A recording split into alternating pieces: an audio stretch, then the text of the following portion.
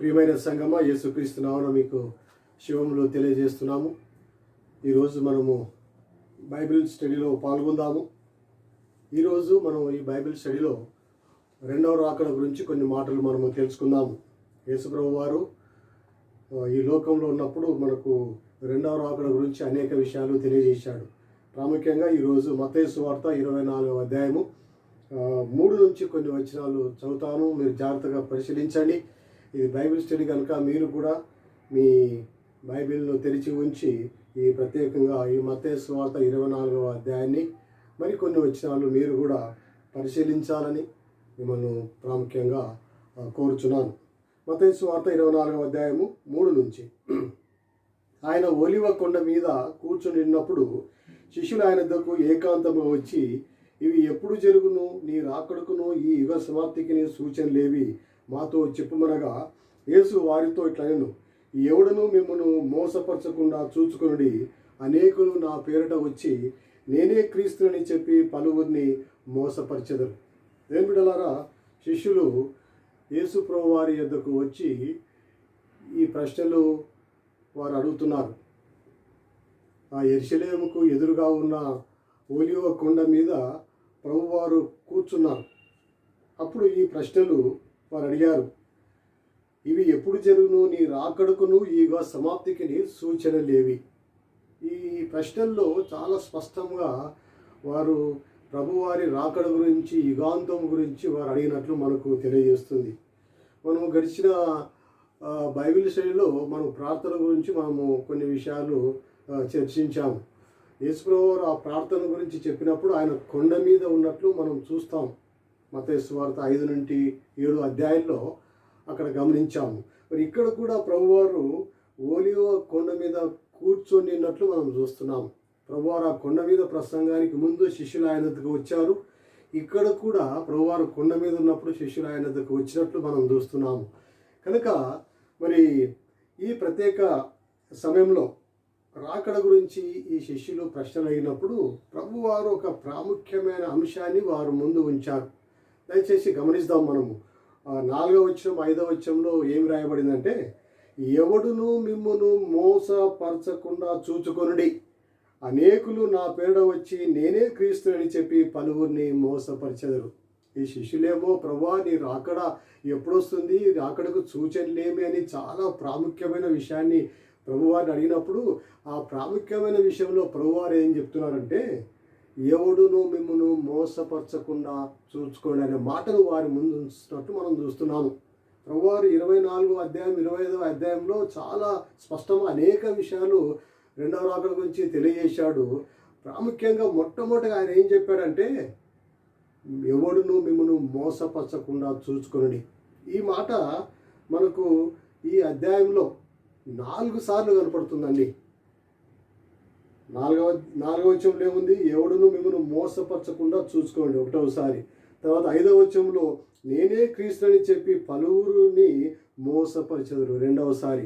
తర్వాత 11వ వచనంలో మనం చూసినప్పుడు అనేకులైన అబద్ధ ప్రవక్తలు వచ్చి పలువురిని మోసపరచెదరు, మరోసారి రాయబడినట్టు చూస్తున్నాము. చివరికి 24వ వచనంలో ఏం రాయబడిందంటే, అబద్ధపు క్రీస్తులను అబద్ధపు ప్రవక్తలను వచ్చి సాధ్యమైతే ఏర్పరచబడిన వారిని సైతము మోసపరచుటకై. ఈ మోసము గురించి ఈ అంత్య దినాల్లో చాలా ప్రాముఖ్యమైన విషయాన్ని మనం గమనించవలసింది ఏంటంటే, మనము చాలా జాగ్రత్తగా ఉండాలి. ఎందుకంటే మోసము పలు విధాలుగా, పలు రూపాలుగా ఈ అపవాది వచ్చి మోసం చేస్తాడు. కనుక మీరు జాగ్రత్తగా ఉండని చెప్పి మళ్ళీ మళ్ళీ చెప్తాడు. చూడండి, ఈ రెండవ రాకడ అన్నప్పుడు చాలాసార్లు మనము ఎప్పుడు బాగా జ్ఞాపకం చేసుకుంటామంటే, ఎప్పుడు దీని గురించి ఆలోచన చేస్తామంటే, రెండవ రాకడ అంటే యుద్ధములు, కరువులు, తర్వాత భూకంపములు, తెగుళ్ళు ఇవన్నీ వచ్చినప్పుడు మనం జ్ఞాపకం చేసుకుంటాం. అంటే రెండవ రాకడ అంటే ఇవన్నీ జరుగుతామని, ఈ సూచనలు ఉంటేనే రెండవ రాకడని మనం అనుకుంటాము. అది వాస్తవమే, ప్రభువారు కూడా చెప్పారు. కానీ ఈ కరువులు కానీ భూకంపాల గురించి కానీ కేవలం ప్రభువారు ఒక్కసారి మాత్రమే అందులో రాశాడు. కానీ ఈ విషయం డిసెప్షన్, మోసము జరుట, దాని గురించి ప్రభువారు 4 సార్లు రాశాడు. అంటే ప్రభువారు ఏమంటున్నారంటే, ఈ యుద్ధములు, ఈ కరువులు, ఈ తెగుళ్ళు ఇవన్నీ జరుగుతాయి. కానీ వీటికంటే అపాయమైనది, వీటికంటే మరి చాలా అపాయమైనది ఏంటంటే అపవాది మోసము చేస్తాడు. ఆ విషయంలో మీరు జాగ్రత్తగా ఉండాలి. ఎవరు కూడా మిమ్మల్ని వచ్చి మోసపరచకుండా మీరు చూసుకోవడం అంటే మీరు ఎల్లప్పుడూ జాగ్రత్తగా ఉండాలని ప్రభువారు తెలియజేస్తున్నాడు. కనుక దేవుని బిడ్డలారా ఆలోచన చేద్దాం. ఎందుకు మరి ఆ ప్రారంభంలోనే ఈ మాట చెప్పాడు, తర్వాత 4 సార్లు ఈ మాట చెప్పాడంటే ఈ విషయాన్ని మనము జాగ్రత్తగా మనం గమనించాలి. దీని విషయంలో మనం ఈ బైబిల్ స్టడీ చేయాలని చెప్పి నేను కోరుతున్నాను. అంటే మొట్టమొదటిగా ప్రారంభంలోని ఈ మాట చెప్పాడంటే మనము బైబిల్ బాగా పరిశీలిస్తే ఒక విషయం మనకు తేట తెల్లమవుతుంది. ఏంటంటే ఈ యుగాంతం గురించి సూచనలు తెలియజేయమని శిష్యులు ఆయన అడిగినప్పుడు ప్రభువారు ఏమంటున్నారంటే సృష్టి ప్రారంభంలో ఏమైతే జరిగిందో అదే ఈ యుగాంతమందు కూడా జరుగుతుంది, కనుక మీరు జాగ్రత్తగా ఉండని చెప్పి ఈ విషయాన్ని తెలియజేస్తున్నాడు. సృష్టి ప్రారంభంలో ఏమైంది అన్నప్పుడు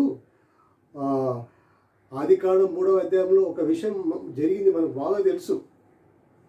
ఆ పండు తినవద్దని చెప్పిన ఆ పండును ఆదాము హవ్వలు ఇద్దరు తిన్నట్లు మనం చూస్తున్నాము. తిన్న తర్వాత యెహోవా దేవుడు వారితో మాట్లాడుతూ మరి ఆదాముతో మాట్లాడాడు, తర్వాత హవ్వతో కూడా మాట్లాడాడు. హవ్వతో మాట్లాడినప్పుడు హవ్వ ఏం చెప్పిందో మనం తెలుసుకుందాం. దయచేసి ఆదికాండము 3వ అధ్యాయము 13వ వచనాన్ని మనం పరిశీలించినప్పుడు అక్కడ ఒక మాట మనము చూస్తాము. ఆదికాండము 3వ అధ్యాయము 13వ వచనము. అప్పుడు దేవుడైన యెహోవా స్త్రీతో నీవు చేసినది ఏమిటని అడగగా స్త్రీ సర్పము నన్ను మోసపుచ్చినందున తింటిన నేను. చూడండి బిడ్డలారా, మీరు గమనించారు అక్కడ స్త్రీ ప్రభువారితో ఏం చెప్పిందంటే ఆ సర్పము నన్ను మోసపుచ్చిందని చెప్పినట్లు మనము గమనిస్తున్నాము. అవ్వ గమనించింది, నేను మోసపోయానని చెప్పి గమనించింది. కనుక ఆ తోటలో జరిగింది ఏంటంటే మోసం జరిగింది. సృష్టి ఆరంభములోనే మొదటి మానవుడు, మొదటి కుటుంబము తమ జీవితాన్ని ప్రారంభించిన ఆ దశలోనే ఏం జరిగిందంటే వారు అపవాది చేతిలో, ఆ సర్పము చేతిలో మోసపోయినట్లు మనము చూస్తున్నాము. కనుక మోసం అంటే మనము ఒకవేళ నిర్వచిస్తే దాని అర్థం ఏంటంటే మోసం అంటే అబద్ధాన్ని నిజమని చెప్పడం. అది అబద్ధమే కానీ ఇది నిజమని, దారిలో ఉన్న వారిని దారి తప్పించడము, దేవునితో సంబంధం ఉన్న వారిని ఆ సంబంధాన్ని తీసివేయడం అన్నట్టు, ఆ సంబంధం లేకుండా ఆ సంబంధాన్ని తెగదెంపులు చేయడం. సో ఈ తోటలు ఇవన్నీ జరిగాయి. అబద్ధాన్ని నిజమని చెప్పి సర్పము మోసపుచ్చింది, మరి ఒక మంచి మార్గంలో ఉన్న వారిని దారి తప్పించింది. తర్వాత దేవునితో అనుదినం వారు ఆ తోటలో మంచి సంబంధం కలిగి ఉన్నారు. ఆ సంబంధాన్ని ఈ అపవాది మోసపుచ్చి ఆ సంబంధాన్ని తెంపివేసినట్లు మనము చూస్తున్నాం. చివరికి వారు ఆ మోసము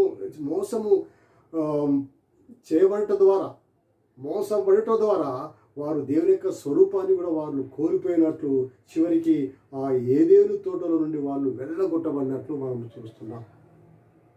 కనుక సృష్టి ఆరంభంలో మొదటి కుటుంబము మోసపోయింది. తర్వాత ఈ మోసము అదే విధంగా కొనసాగింపబడింది. ఆదాము అవ్వాలనే మొదటి కుటుంబము సర్పము చేతిలో మోసపోయింది, అపవాది చేతిలో మోసపోయింది. తర్వాత అనేకులు అపవాది చేతిలో ఈ సృష్టి ఆరంభము నుండి మోసపోతూనే ఉన్నట్లు మనము గమనిస్తున్నాం. అదేవిధంగా ఈ అపవాది తాను మోసం చేసే ఈ ప్రక్రియను వాడు కొనసాగించి ఈ లోకంలో తనకంటూ ఒక సామ్రాజ్యాన్ని వాడు ఏర్పరచుకున్నట్లు మనం చూస్తున్నాం. దాన్నే ప్రకటన గ్రంథంలో ఏమంటారంటే మహాబబులోన్ అని చెప్పి మనం దాన్ని చూస్తాం. దయచేసి చూడండి ఆ బబులోన్ గురించి మనకు ఏముంది అక్కడ. ఈ ప్రకటన గ్రంథము 18వ అధ్యాయము 21వ వచనంలో మనం చూసినప్పుడు బబులోను పట్టణము లేకపోతే బబులోను దేశం అనేది మనకు బాగా తెలుసు. కానీ ఈ ప్రకటన గ్రంథంలో బబులోను గురించి ఏమి రాయబడిందంటే, తర్వాత బలిష్ఠైన యొక్క దూత గొప్ప తిరుగటి రాతి వంటి రాయి ఎత్తి సముద్రంలో పడవేసి, ఇలాగూ మహాపట్టణమైన బబులోను వేగంగా పడద్రోయబడి ఇక ఎన్నటికి కనబడకపోవును. బబులోన్ అనే ఒక పట్టణము, పాత నిబంధనలు లేకుంటే మనం వేరు ప్రాంతాలు చూసే పట్టణము ఇప్పుడు ఏ విధంగా అయ్యిందంటే దానికి ఇంకొక పేరు వచ్చింది, మహాబబులోను, గ్రేట్ బ్యాబిలోన్. సో గ్రేట్ మహా అనే పేరు దానికి వచ్చేట్లు మనం చూస్తున్నాం. ఎందుకు అది గ్రేట్గా మారింది, ఏమి అందులో ఉన్న ప్రత్యేకత అని చెప్పి మనం పరిశీలించినప్పుడు ఆ 22వ వచనంలో ఈ విధంగా రాయబడింది, నీ వర్తకులు భూమి మీద గొప్ప ప్రభులై ఉండిరి, జనములనియు నీ మాయా మంత్రముల చేత మోసపోయిరి. సో ఈ బబులోనుగా మారడానికి కారణం ఏంటంటే, ఈ బబులోన్ చేసింది ఒకటే, ప్రజలను తన మాయా మంత్రముల చేత మోసము చేసింది. సృష్టి ఆరంభంలో అపవాది ఆ సర్పము ఏదైతే మోసం చేసిందో అదే దాన్ని అది కొనసాగించింది. చేస్తూ అనేకమైన జనములను ప్రతి జాతిలోనూ, ప్రతి వంశంలోనూ, ప్రతి భాషలో మాట్లాడే ప్రతి వారిని తన మోసము చేత, మాయా మంత్రముల చేత, రకరకాల మరి ఆకర్షణల చేత మోసము చేసినట్లు, లోబర్చుకున్నట్లు మనం చూస్తున్నాం. ఈ విధంగా అది ఒక మహాబబులోను పట్టణంగా అది అవతరించినట్లు మనం చూస్తున్నాం. మరి ఈ మహాబబులోనుకు అధికారి అయినటువంటి ఈ సైతాను గురించి కూడా ఈ ప్రకటనలో మనం చూస్తాం. దయచేసి చూడండి, ప్రకటన గ్రంథం 20వ అధ్యాయం 1-3 వచనాల్లో వాని గురించి కూడా రాయబడింది. చూడండి అక్కడ ఏముంది, ప్రకటన 20వ అధ్యాయం 1-3 వచనాలు, మరియు పెద్ద సంఖ్యలను చేత పట్టుకొని అగాధము యొక్క తాళపు చెవిగల యొక్క దూత పరలోకం నుండి దిగి వచ్చిన చూచితిని. అతడు ఆది సర్పమును అనగా అపవాదియు సాతానును అను ఆ ఘట సర్పమును పట్టుకొని 1000 సంవత్సరములు వాణ్ణి బంధించి అగాధములో పడవేసి, ఈ 1000 సంవత్సరములు గడుచు వరకు ఇక జనములను మోసపరచకుండానట్లు అగాధమును మూసి దానికి ముద్ర వేశాను. చూడండి, ఇక్కడ అపవాది ఉన్నాడు, వానికి 4 పేర్లు ఉన్నాయి. ఇక్కడ ఒకటి ఆది సర్పము, రెండవది ఘట సర్పము డ్రాగన్, మూడవది అపవాది, 4 సాతాను. 4 పేర్లు వానికి ఇవ్వబడ్డాయి. కానీ వాడు చేసేది మాత్రం ఒకటే పని, అదేంటంటే జనములను మోసము చేయడం. సృష్టిలో ఏదైతే ప్రారంభించాడో, సృష్టి ప్రారంభంలో ఏదైతే చేశాడో అదే వాడు కొనసాగించాడు. రకరకాల మాయా తంత్రముల చేత జనములను మోసం చేస్తూ వాడు మహాబబులోనును వాడు స్థాపించుకున్నాడు. మరి ఆ ప్రక్రియ కొనసాగించట్లు మనం చూస్తున్నాం. మరి చివరికి వీడు 1000 సంవత్సరాలు ఇక జనములను మోసం చేయకుండా అందులో బంధించబడాడని చెప్పి మనం చూస్తున్నాం. అంటే దాని అర్థం ఏంటంటే, ఈ బబులోను ఇంకా కూలిపోలేదు. ప్రస్తుతము ఈ అపవాది, ఈ ఘట సర్పము ఇంకా అగాధంలో వాడు పడద్రోయబడలేదు. వాడు ప్రస్తుతం ఈ లోకంలో ఉన్నాడు. అంటే వాడు ఏం చేస్తున్నాడు అంటే మనకు బాగా అర్థమవుతుంది. ఇప్పుడు వాడు ఏం చేస్తున్నాడు, జనములను అనేక రకాలుగా మాయా మంత్రముల చేత ఏదో రూపకంగా వాడు మోసం చేస్తున్నాడు. చూడండి, 1000 సంవత్సరముల తర్వాత వాడు తిరిగి విడిపింపబడతాడంట. బైబిల్లో రాయబడింది ఇదే అధ్యాయంలో. చూడండి, 7వ వచనంలో చూసినప్పుడు 1000 సంవత్సరములు గడిచిన తర్వాత సాతాను తానున్న చెరలో నుండి విడిపింపబడును. మనం ఆ 1000 సంవత్సరములు మరి ముఖ్యంగా కొద్దిమంది ఆ మిలేనియం, ఆ 1000 సంవత్సరంలో ప్రభుతో ఉంటారు.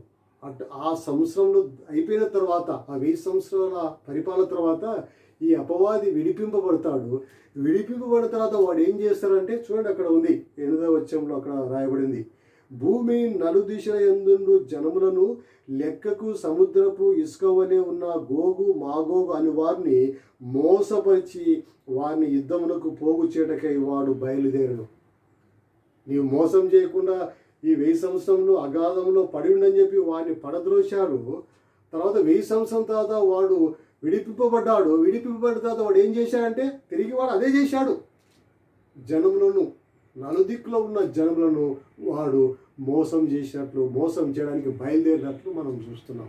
కనుక వాని ప్రారంభము, వాని అంతవరకు వాడు చేసింది, అపవాది చేసింది ఏంటంటే, ఈ ఘట సర్పము డ్రాగన్ చేసిందంటే జనములను యావత్తు జనులను ఏదో రూపకంగా మోసం చేస్తూ పాపంలో పడివేయడానికి, దేవునితో ఉన్న సంబంధాన్ని తీసివేయడానికి, సత్య మార్గంలో నడుస్తున్న మనను దారి తప్పించడానికి వాడు రకరకాల మోసాలు చేస్తున్నాడు.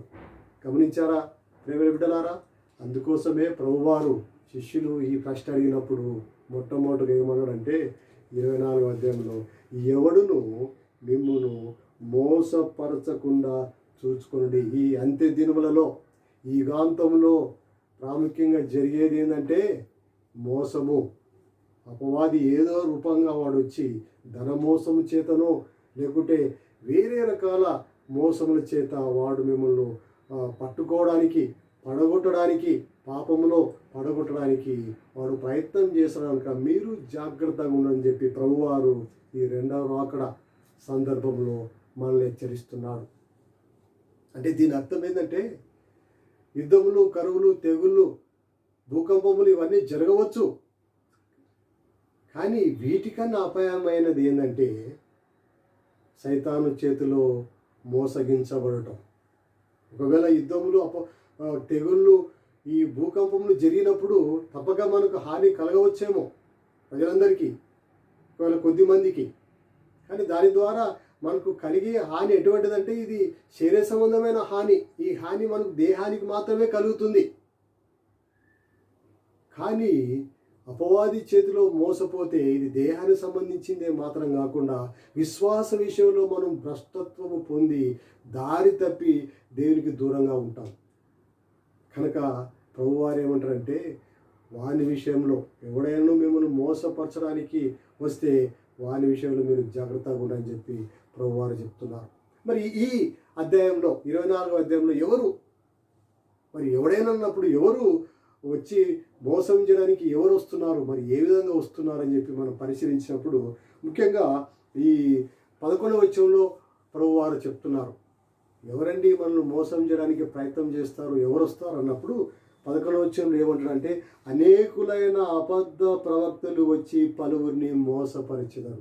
అనేకులైన అబద్ధ ప్రవక్తలు అంట, వీరే మరి వచ్చి మోసం చేస్తారని చెప్పి ఈ గ్రంథంలో రాయబడింది. వారి పేర్లోనే ఉంది అబద్ధ ప్రవక్తలు, అబద్ధ క్రీస్తులు, అబద్ధ బోధకులు. అంటే వారి ప్రారంభపు పేర్లోనే ఉంది అబద్ధము. వారు చెప్పేది ఏంటంటే అబద్ధము.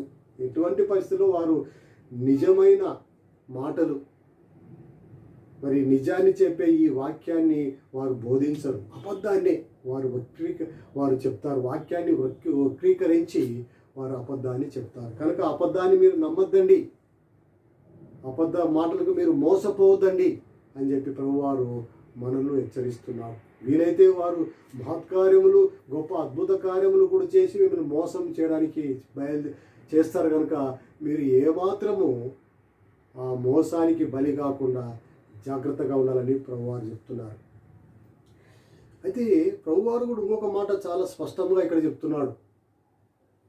మనం గమనించినప్పుడు 5వ వచనంలో ఏముందంటే అనేకులు నా పేట వచ్చి నేనే క్రీస్తుని చెప్పి పలువురిని మోసపరిచెదరు. ఈ అబద్ధ ప్రవక్తలు ఎవరంట? కొద్దిమంది కాదట. ఇక్కడ ఏముంది? అనేకులు. ఆ విషయాన్ని మనం జాగ్రత్తగా మనము గమనించాలండి.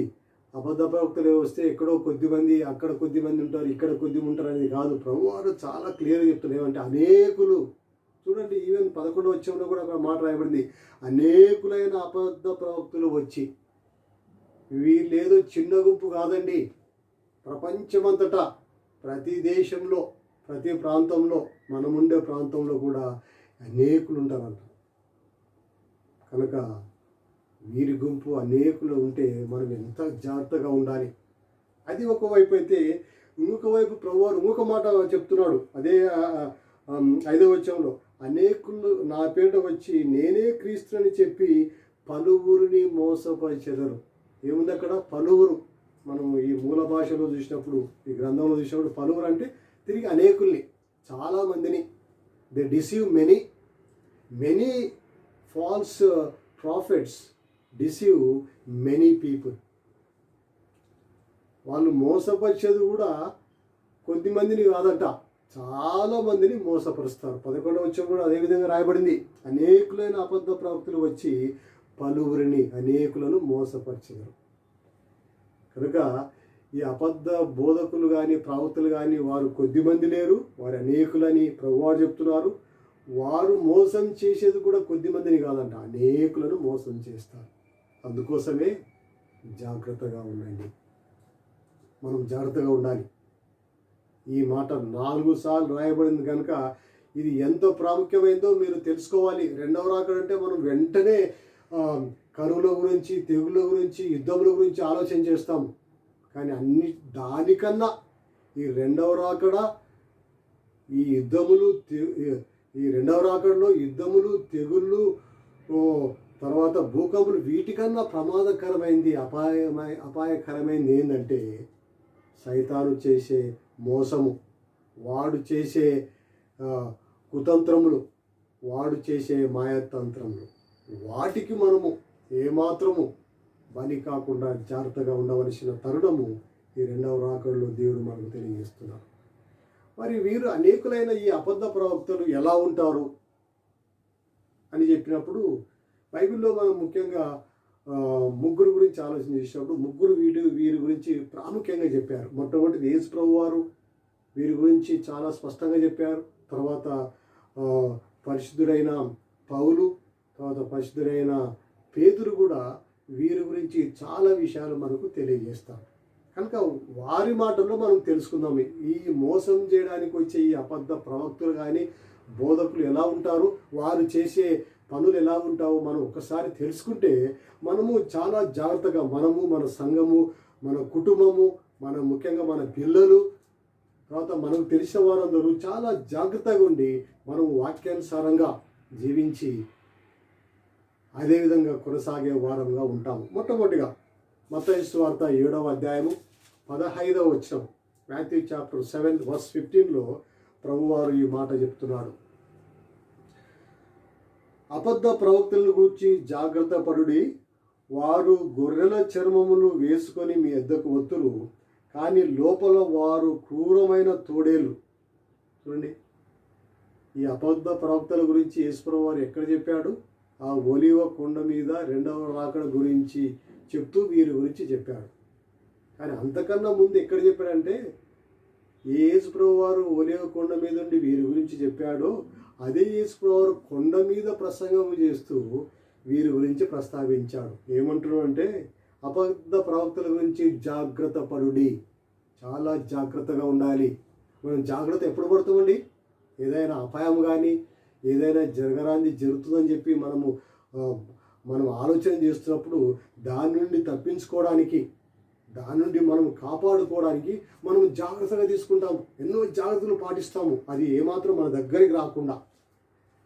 అదేవిధంగా ప్రభువారు ఏమంటారంటే ఈ అబద్ధ ప్రవక్తల గురించి కూడా అదే విధమైన జాగ్రత్తలు మీరు తీసుకోవాలని చెప్పి ప్రభువారు చెప్తున్నారు. చూడండి, వారు గొర్రెల చర్మములు వేసుకొని మీ యొద్దకు వత్తురు.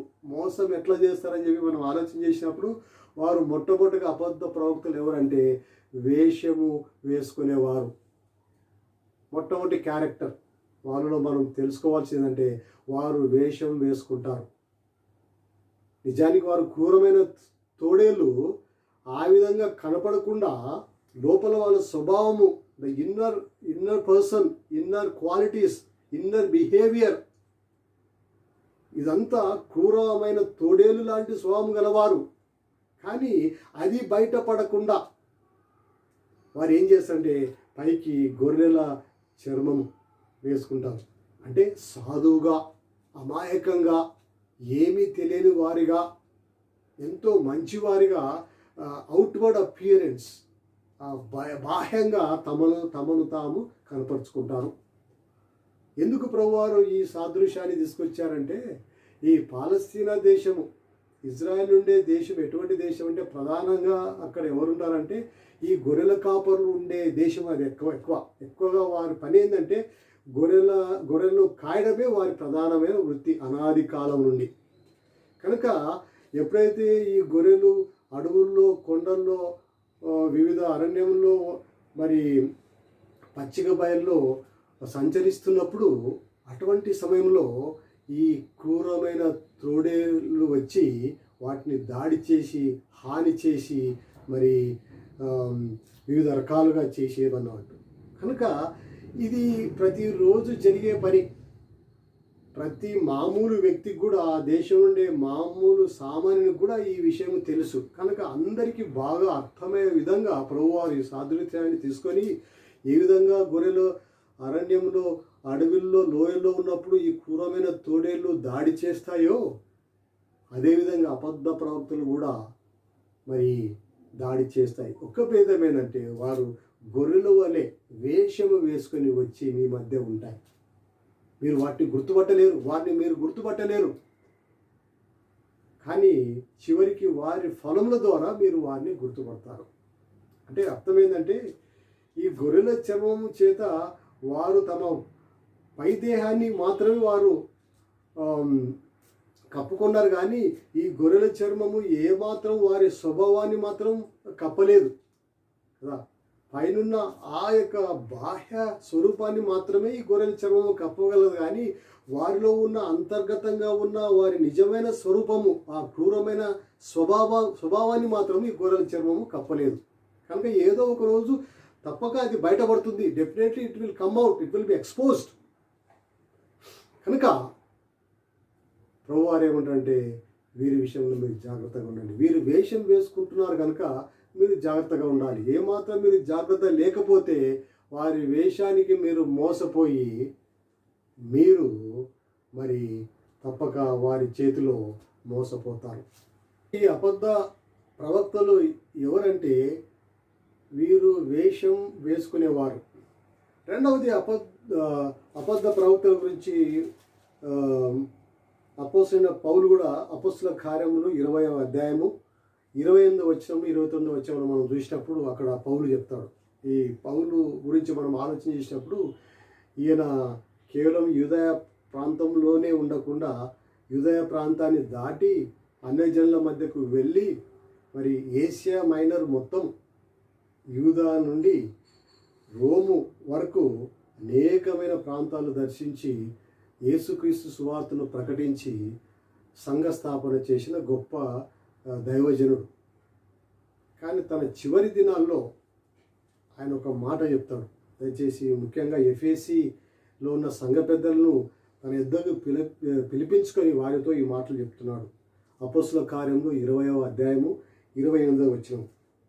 వారితో ఏమంటున్నాడంటే, దేవుడు తన స్వరక్తమిచ్చి సంపాదించిన తన సంఘమును కాయుటకు పరిశుద్ధాత్మ మిమ్మును దేనియందు అధ్యక్షులుగా ఉంచెనో ఆ యావత్తు మందను గూర్చి మీ మట్టుకు మిమ్మును గూర్చి జాగ్రత్తగా ఉండుడి. ప్రభువారు ఏం చెప్పాడు? జాగ్రత్తగా ఉండమని. పౌలు వారు కూడా అదే మాట అంటున్నాడు, మీరు జాగ్రత్తగా ఉండండి. మీ మందను గురించి మీ మట్టుకు మీరు జాగ్రత్తగా ఉండండి. ఎందుకు జాగ్రత్తగా ఉండమంటున్నాడు?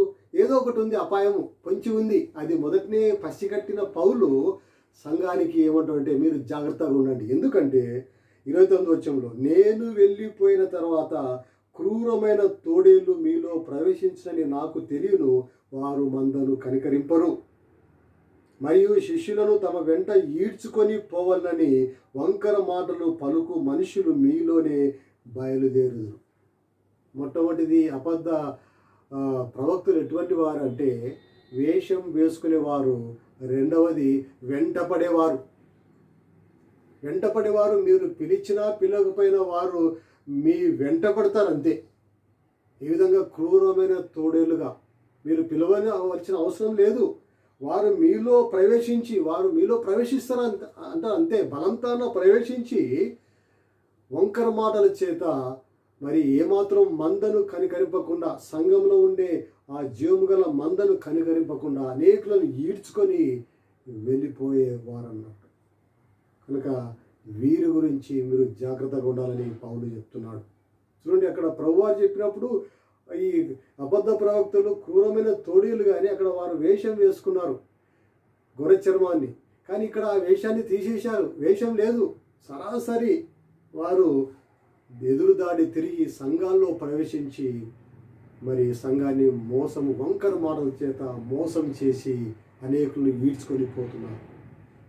కనుక జీవము గల దేవుని సంఘము తన స్వరక్తాన్ని ఇచ్చిన సంఘాన్ని ఇక్కడ వీరు టార్గెట్ చేస్తున్నారు. ఇక్కడ సంఘం మంచిగా ఉన్నప్పుడు ఏదో రూపకంగా సంఘంలో ప్రవేశించి వీరు మరి సంఘాన్ని మోసం చేస్తున్నట్లు మనం చూస్తున్నాం. వీరు వెంటపడేవారు, సంఘాలు వెంటబడుతున్నారు, మనుషులు వెంటబడుతున్నారు. చివరికి ఇండ్లను కూడా వారు దర్శించి రకరకాల మరి మాటల చేత, అబద్ధముల చేత మరి దేవునికి దూరంగా ఉంచడానికి ప్రయత్నం చేస్తున్నారు. కనుక పౌలు వారు ఏమనంటే జాగ్రత్తగా ఉండండి. మూడవ విషయాన్ని మీకు చెప్తాను. మరొక ప్రాముఖ్యమైన అపోస్తలుడు పేతురు రాసిన పత్రిక, రెండవ అధ్యాయంలో ఈ పేతురు వీరి గురించి చెప్తున్నాడు. రెండవ పేతురు 2వ అధ్యాయం 1 నుంచి. మరియు అబద్ధ ప్రవక్తలు ప్రజలలో ఉండిరి. చూడండి ఏమంటున్నాడు, అబద్ధ ప్రవక్తలు ప్రజల్లో ఉన్నారంట. ఎక్కడో వీరు దూరంగా అడవుల్లో అరణ్యంలో లేరు, వీళ్ళు ప్రజల్లో ఉన్నారు. కనుక జాగ్రత్తగా ఉండాలి. అటువలనే మీలోను అబద్ధ బోధకులందరూ వీరు తమ్మును కొనిన ప్రభువును కూడా విసర్జించుచు తమకు తామే శీఘ్రముగా నాశనము కలగజేసుకొనొచ్చు నాశనకరముగు భిన్నాభిప్రాయములను రహస్యముగా బోధించుదురు. మరియు అనేకులు వారి పోకిరి శ్రేష్ఠులను అనుసరించి నడుతురు. వీరిని బట్టి సత్య మార్గము దూషింపబడును. వారు అధిక లోబులై కల్పనా వాక్యములు చెప్పుచు మీ వలన లాభము సంపాదించుకుందరు. వీరి గురించి చాలా విషయాలు భక్తుడైన పేతురు రాస్తాడు. వీరు వేషం వేసుకునేవారు, రెండవది వెంటపడేవారు, మూడవది వేద వాక్యముకు భిన్నముగా బోధించేవారు. వీరు ఎటువంటి వారంట? వేద వాక్యమునకు భిన్నముగా బోధించేవారు. హెరెటికల్ టీచింగ్ అంట మనం. కనుక ఇక్కడ ఉంది భిన్నాభిప్రాయములను వీరు బోధించుదురు. భిన్నంగా, సువార్తకు భిన్నంగా, వేద వాక్యమునకు భిన్నంగా ఏదైతే ఆది నుండి చెప్పబడిందో, ప్రవక్తల ద్వారా, భక్తుల ద్వారా, అపోస్తలుల ద్వారా చెప్పబడిందో దానికి భిన్నంగా వీరు మరి భిన్నాభిప్రాయమును, హెరెటికల్ టీచింగ్స్ను, క్రీస్తుకు విరోధమైన బోధను వీరు బోధిస్తారు. అందుకోసం అక్కడ 3వ వచనంలో రాయబడింది, కల్పనా వాక్యములు చెప్పొచ్చు. దేని యొక్క వాక్యాన్ని చెప్పారట వీరు? కల్పనా వాక్యములు. దేవుని యొక్క వాక్యం ఏ విధంగా రాయబడిందండి? ఇదే పేతురు అంటాడు. ఏమంటాడు?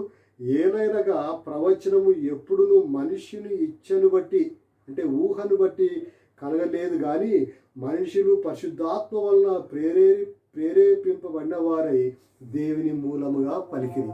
అపోస్తలుడైన పేతురు చాలా ప్రాముఖ్యమైన మాట మనకు తెలియజేస్తున్నాడు. లేఖనము మనుష్యుని ఊహల బట్టి, మనుషుడు కల్పించుకునే వాటిని బట్టి రాలేదు కానీ వారు పరిశుద్ధాత్మ మూలంగా ప్రేరేపించబడి పరిశుద్ధాత్మ ద్వారా వారు ఈ మాటలు పలికినట్లు మనం చూస్తున్నాం. అంటే అక్కడ ఏమాత్రం మనిషిని ఇచ్చకు, మనిషిని యొక్క ఊహకు, మనుషుడు కల్పించే కల్పన కథలకు ఏమాత్రం అక్కడ స్థానము కానీ ఆస్కారం లేదు. కనుక నిజమైన బోధకుడు, దేవుని చేత ఏర్పరచబడిన సేవకుడు ఎల్లప్పుడూ ప్రేరేపించబడి దేవుని యొక్క మాటలు పలుకుతాడు.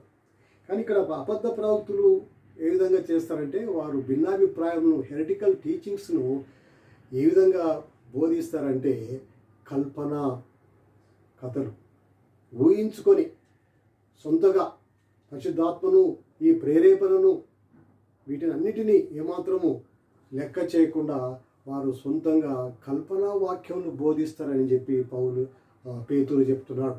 కనుక దేవుని బిడ్డలారా, వీరు ఎవరంటే వేద వాక్యమునకు భిన్నంగా బోధించేవారు. కల్పనా వాక్యములు. 4వది వీళ్ళు ఎటువంటి వారంటే వెల అనే వలను విసిరేవారు. వీళ్ళు వెల అంటే మనకు తెలుసు కదా. వెల అంటే ఒక ధర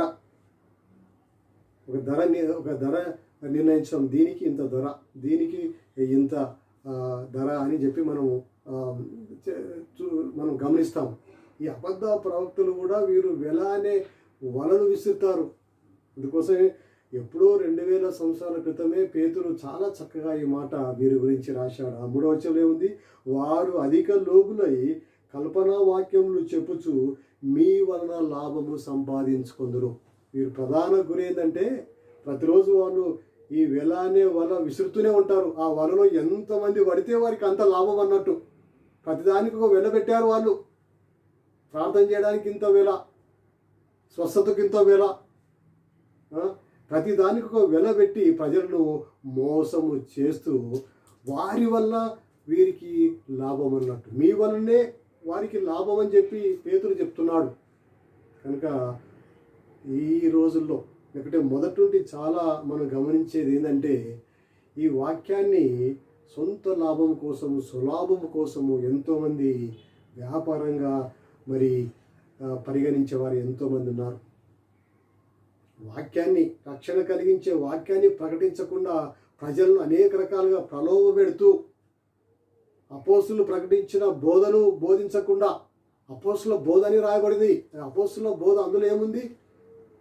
యేసుక్రీస్తు యొక్క మరణ పునరుత్థానం గురించిన బోధ అది.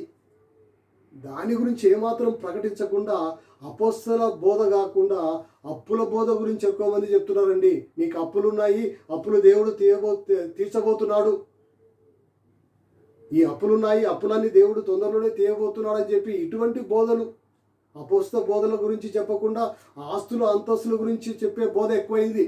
దేవుడు తప్పక నీకు ఆస్తిని ఇవ్వబోతున్నాడు, అంతస్తుని ఇవ్వబోతున్నాడు. ఈ ప్రాస్పరిటీ గాస్పల్, రక్షణ కలిగించే సువార్త బోధించకుండా ప్రాస్పరిటీ గాస్పల్. ప్రజలు ఎక్కువ మంది ఆ కొండ మీద ఉన్న యేసుప్రభువు వారి గురించి ఆల్రెడీ చెప్పాడు. ఏం చెప్పాడు? మీరు ఏమి తిందుము, ఏమి త్రాగుదుము, ఏమి ధరించుదుము. ఇటువంటి ప్రజలు ఎంతోమంది ఉన్నందుకు దీన్ని ఆధారం చేసుకొని ఇటువంటి బోధలు ఎన్నో మనం చూస్తున్నాం. కనుక వీరి గురించి మనము జాగ్రత్తగా ఉండాలి. చాలా విచారకరమైన విషయం ఏంటంటే, పేతురు వారు ఎప్పుడో చెప్పాడు 2000 సంవత్సరాల క్రితం. ఏం చెప్పాడు? ఆ 2వ వచనంలో ఏముంది చూడండి, అక్కడ ఏముంది? మరియు అనేకులు వారి పోకి చేసును అనుసరించి నడుతూ. అనేకులంట, కొద్దిమంది కాదు. వీరు మమ్మల్ని మోసం చేస్తున్నారు, రక్షణ సువార్త చెప్పకుండా ఇటువంటి మాటలు చెప్తున్నారని చెప్పి అనేకులు ఏమాత్రం గ్రహించకుండా వారి వెంబడి నడుస్తారంట. చూడండి ఆ యొక్క మాట ఏముంది మొదటి వచనంలో కూడా, వీరు తమను కొనిన ప్రభువును కూడా విసర్జించు. ప్రభువారు ఎప్పుడో తన స్వరక్తమిచ్చి మనల్ని కొన్నాడు. అటువంటి కొనిన ప్రభునే ఈ అబద్ధ బోధకులు, ప్రవక్తులు విసరిస్తారంట. ప్రభువారు మన కోసం శిలువలో వెల చెల్లించాడు, తన రక్తాన్ని కార్చాడు. వెల చెల్లించి తన రక్తాన్ని కార్చిన ఆ ప్రభును వీళ్ళు విసర్జించి, వీరు కొత్తగా వెల అనే వలను విసురుతూ తాము లాభము సంపాదించుకుంటారు. కనుక వీరికి అబద్ధ బోధకులకు, ప్రవక్తలకు ప్రాముఖ్యమైన విషయం ఏంటంటే, ఇది ఒక లాభ సాధనంగా వారు మార్చుకుంటున్నారు. కనుక దేవుని బిడ్డలారా, వీరి గురించి మనం జాగ్రత్తగా ఉండాలి. అనేకులు వీరిని వెంబడిస్తారంట. వారికి ఇటువంటి సువార్తనే వారికి కావాలంట, ఇటువంటి మాటలే వారికి కావాలి. మీరు గమనించారా? ఆదికాండ 3వ అధ్యాయంలో ఏం జరిగింది? అక్కడ మోసం జరిగిందని చెప్పి మనం తెలుసుకున్నాము.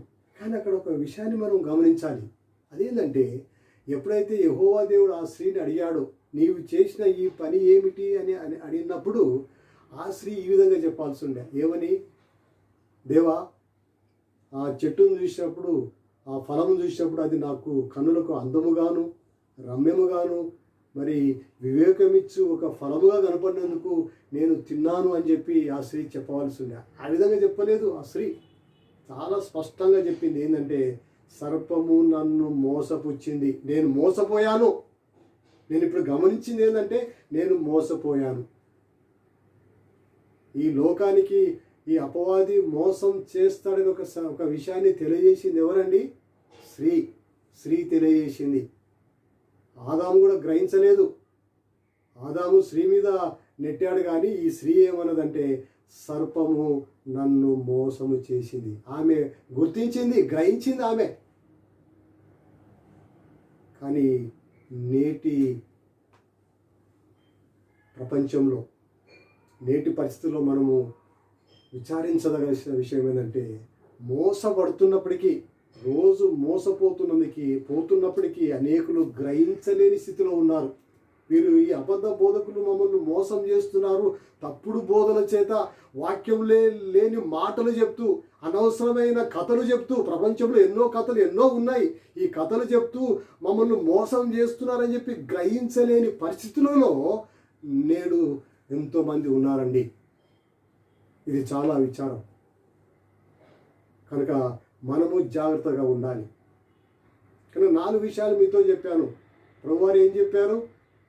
ఎవరు మిమ్మల్ని మోసపరచకుండా చూసుకోవాలంటే ఎవరు మోసం చేస్తారంటే ముఖ్యంగా అపవాది కింద ఉన్న ఈ అనుచరులు ఒక టీం ఉంది. వారు ఎవరంటే అబద్ధ బోధకులు, అబద్ధ ప్రవక్తలు.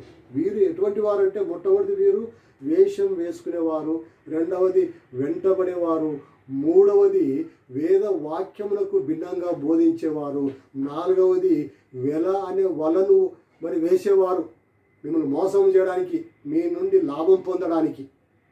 కనుక వీరి విషయంలో మనం జాగ్రత్తగా ఉండాలని ప్రభువారు మనకు తెలియజేస్తున్నాడు. కనుక దేవుని బిడ్డలారా, ఆ శిష్యులు అడిగినప్పుడు ప్రభువా నీ రాకడకు సూచనలు ఏమి అడిగినప్పుడు ప్రభువారు ఏమంటారంటే మొట్టమొదటిగా మీరు జాగ్రత్తగా ఉండండి, అనేకులు వచ్చి మిమ్మల్ని మోసం చేస్తారు కనుక మీరు జాగ్రత్తగా ఉండని చెప్పి ప్రభువారు చెప్తున్నారు. బాగా గమనించండి, ఎవరు అడిగారు ఈ మాట? శిష్యులు వచ్చి అడిగారు. ఎంతమంది శిష్యులు అడిగారు? 12 మంది శిష్యులు వచ్చి అడిగారు ఈ మాట. 12 మంది శిష్యులు అక్కడ ఉన్నారు. ఆ శిష్యులు అడిగారు అన్నప్పుడు 12 మంది ఉన్నారు. ఆ 12 మందిలో ఎవరున్నారు? యూదా ఇస్కరియోతు కూడా ఉన్నాడు. అంటే యూదా ఇస్కరియోతు అక్కడ ఉన్నప్పుడు యేసుప్రభువు వారు ఈ మాట చెప్పాడు, ఎవరిని మిమ్మల్ని మోసపరచకుండా చూసుకోండి అని చెప్పి ఆ మాట ఆ 12 మందికి చెప్పబడింది. అంటే అక్కడ యూదా ఇస్కరియోతు కూడా ఆ మాట విన్నాడు.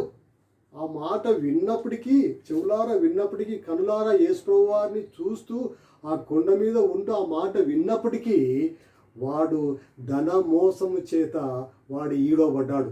అయ్యో ప్రభువారు ఇందాకనే చెప్పాడు కదా ఈ మాట, ఎవడు కూడా నన్ను మోసపడకుండా చూసుకోవాలి, అనేకులు స్వలాభం కోసము ధన మోసం ఉంది లోకంలో అని చెప్పి అని ప్రభువారు చెప్పారు కదా అని చెప్పి ఏమాత్రము వాడు గ్రహించకుండా వాడు ధన మోసం చేత ఈడవబడినట్లు మనం చూస్తున్నాం.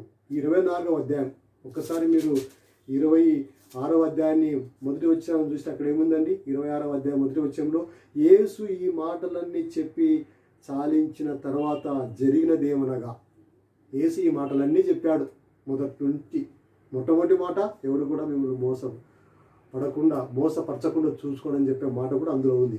చెప్పిన తర్వాత జరిగింది ఏంటంటే, ఎన్నో జరిగినాయి. ఇంకొకటి ఏం జరిగిందంటే 14వ వచనంలో, అప్పుడు 12 మందిలో నొకడగు యూదా ఇస్కరియోతు యూదా ప్రధాన యాజకుల యొద్దకు వెళ్ళి, నేను ఆయన్ను మీకు అప్పగించినలా నాకేమిత్తురని వారిని అడిగాను. అందుకు వారు 30 వెండి నాణెములు తూచి వానికి ఇచ్చిరి. వాడు అప్పటి నుండి ఆయన అప్పగించటకు తగిన సమయము కనిపెట్టుచున్నాను. చూడండి, మోసపోయాడు వీడు. వేరే సువార్తలు చూసినప్పుడు అపవాది వానిలో ప్రవేశించినది. అపవాది వానిలో ప్రవేశించినప్పుడు వాడు చేసేది ప్రధానంగా మోసమే. ఎటువంటి మోసము? ధన మోసము. ఒక్కో సమయంలో ఒక్కో రకంగా వీడు మోసం చేస్తాడు. ఒకటే పద్ధతులు విందేరే ఉండవు, రకరకాల పద్ధతులు విందేరు ఉంటాయి. కనుక అపవాది యూదా ఇస్కరియోతును మోసం చేసినందుకు వాడు ధన మోసాన్ని చేత ఈడవబడినట్లు మనం చూస్తున్నాం. కనుక దేవుని యొక్క వాక్యం ఎన్నోసార్లు మనకు చెప్పబడుతుంది, జాగ్రత్తగా ఉండండి, వాక్యానుసారంగా బోధించే బోధనలు మాత్రమే మీరు గ్రహించండి, వాటినే మీరు అంగీకరించండి అని చెప్పి ఎన్నిసార్లు చెప్పినప్పటికీ అనేక మంది ఈ లోకంలో ఎంతోమంది వాక్యానికి విరుద్ధంగా ప్రకటించే వారి మాటల వైపు చూస్తున్నారు. ఎంతోమంది వాక్యానుసారమైన బోధనలు తక్కువైతున్నాయి. తమ సొంత జ్ఞానాన్ని చూపించుకోవడానికి లోకంలో ఎన్నో ఉన్న దృష్టాంతాలను, ఎన్నో ఉన్న కథలను ముందుకు తెచ్చిపెట్టి వాటి ద్వారా వాక్యం చెప్పాలని చూస్తున్నారు. కానీ ఎవరు కూడా చాలామంది వాక్యానుసారంగా బోధించలేదు. కనుక ఈరోజు మనం విషయాన్ని గమనిస్తాం. ఎవరు కూడా మోసం చేయకుండా, తప్పుడు బోధల చేత ఎవరు కూడా మనల్ని మోసం చేయకుండా మనం జాగ్రత్తగా ఉండాలి. ఇన్ని రకాలుగా అపవాది మనల్ని మోసం చేయడానికి ప్రయత్నం చేస్తున్నప్పుడు మనం జాగ్రత్తగా ఉండాలని మనం విన్నప్పుడు ఎలా మనం జాగ్రత్తగా ఉండాలి? వారి నుండి మోసపడకుండా, వారి దాడి నుండి తప్పించుకోవడానికి, క్రూరమైన తోడేల నుండి మనం తప్పించుకోవడానికి మనము ఎటువంటి జాగ్రత్త తీసుకోవాలి, ఏ విధంగా మనం ఎదుర్కోవాలి అని అన్నప్పుడు బైబిల్లో నుండి మనము ఒక విషయాన్ని గమనిస్తాం. ఈ దాడి నుండి మనం ఎలా తప్పించుకోవాలన్నప్పుడు మనం జాగ్రత్త తీసుకోవాలి. ఎలాగా? సందర్భానుసారంగా మనం ఆలోచన చేసినప్పుడు ప్రస్తుతం ప్రపంచం అంతటా ఈ వైరస్ వ్యాపిస్తుంది. ఈ వైరస్ వ్యాపిస్తున్నప్పుడు దీని నుండి మనం తప్పించుకోవడానికి మనల్ని కాపాడుకోవడానికి మనం రకరకాల జాగ్రత్తలు మనము తీసుకుంటున్నాం. అది మంచిదే, చాలా జాగ్రత్తలు తీసుకుంటున్నాం. అందులో ప్రాముఖ్యమైనది మనం ఎటు చూసినా చాలామంది మరి ఈ మాస్కులు ధరించుకుంటున్నాం. ఈ మాస్కులు ధరించుకుంటే మనం బయటికి వెళ్ళినప్పటికి కూడా మరి దీని నుండి మనల్ని కాపాడుకోవచ్చని. అది వాస్తవం, ఇది చాలా ప్రాముఖ్యం, ఇది మనం ధరించుకోవాలి. ఈ మాస్క్ ధరించుకోవడం ద్వారా మనము కొన్ని విధాలుగా మనము దాని నుండి తప్పించబడతాం. కనుక పౌలు వారు ఒక మాట మనకు చెప్తున్నారు. ఈ అపవాది చేసే మోసం నుండి మనము తప్పించుకోవడానికి, అపవాది పంపించే అనుచరులు వారి బోధలు, తప్పుడు బోధలు నుండి మనము తప్పించుకోవడానికి, జాగ్రత్త కావడానికి పౌలు వారు మనకు ఒక విషయాన్ని తెలియజేస్తున్నారు. దయచేసి ఎఫెసీయులకు రాసిన పత్రిక 6వ అధ్యాయము మనము గమనించినప్పుడు అక్కడ ఒక మాట రాయబడింది. దయచేసి చూడండి, ఎఫెసీయులకు రాసిన పత్రిక 6వ అధ్యాయము 11వ వచనంలో అక్కడ ఒక మంచి మాట రాయబడింది. ఏం రాయబడింది? మీరు అపవాది తంత్రములను ఎదిరించుటకు, చూడు అక్కడ ఏముంది? అపవాది తంత్రములను ఎదిరించుటకు శక్తిమంతులగునట్లు. ఏముంది అక్కడ? అపవాది గురించి చెప్తున్నాడు. వాడు ఏం చేశాడంట? తంత్రములు. ఈ మూల భాషలో మనం చూసినప్పుడు క్రాఫ్టీనెస్, స్కీమ్స్ అంటే ఒక రకంగా మరి ఇది ఒక పర్యాయ పదం మోసానికి. అపవాది తంత్రములు, మోసాలు. చూడండి అక్కడ తంత్రం అని రాయబడలేదు. ఏముంది అక్కడ? తంత్రములు. అంటే ఒక్కటి కాదు, 100 ఉండేది. రకరకాల మోసాలు, అనేక విధాల మోసాలు వాడు చేస్తాడు. హవను ఒక రకంగా మోసం చేశాడు, యూదాను ఒక రకంగా మోసం చేశాడు. హవను తోటలో ఉండే పండు ద్వారా, ఇస్కరియోతును మూటలో ఉండే ధనము ద్వారా. తోటలో ఉండే పండు, మూటలో ఉండే ధనము రెండు వేరు, కానీ ఉద్దేశం అయితే ఒకటే, మోసం చేయడం. కనుక వాని తంత్రములు విషయంలో మనం జాగ్రత్తగా ఉండాలి. ఈ తంత్రములు, అపవాది తంత్రములను మనం ఏం చేయాలంట? ఎదిరించాలి.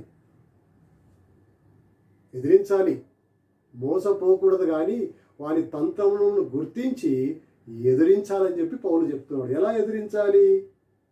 దేవుడిచ్చు సర్వాంగ కవచమును ధరించుకోండి. కరోనా వైరస్ వచ్చినందుకు మనము ఈ మాస్క్ను ధరించుకుంటున్నాము. ఇది చాలా మేలు చేస్తుంది. మరి కరోనా వైరస్ కన్నా ప్రమాదమైంది అపవాది కలిగించే తంత్రములు, వాడు చేసే కుయుక్తి, వాడు చేసే మోసపు పనులు. వాటి నుండి తప్పించుకోవడానికి మనకి ఇక లోకంలో ఏమి లేదు, మానవరీతి ఆలోచన చేస్తే. కానీ దేవుడిచ్చు సర్వాంగ కవచమును మనం ధరించుకోవాలి.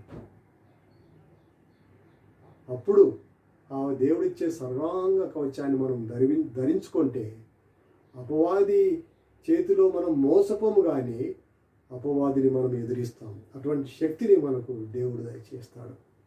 కనుక దేవుని బిడ్డలారా, ఈ రెండవ రాకడ యుగాంతంలో మనం ఉన్నాము. కనుక ఈ అపవాది సంబంధమైన, అపవాది అనుచరులు సంబంధమైనటువంటి ఎటువంటి తంత్రములకు మనం లోను కాకుండా వాటిని మనం గుర్తెరిగి దేవుడిచ్చే సర్వాంగ కవచను మనం ధరించుకొని వారిని ఎదిరిద్దాం. ప్రభువారు రెండవ రాకడ ఆగమనప్పుడు, ఆ రెండవ రాకడ ప్రభువారు ఆ రెండవ రాకడలో వచ్చినప్పుడు మనం మోసపోయిన గుంపులో ఉండకుండా ఎత్తబడే గుంపులో మనం ఉండాలి. అది మన యొక్క ప్రాముఖ్యమైన గురి.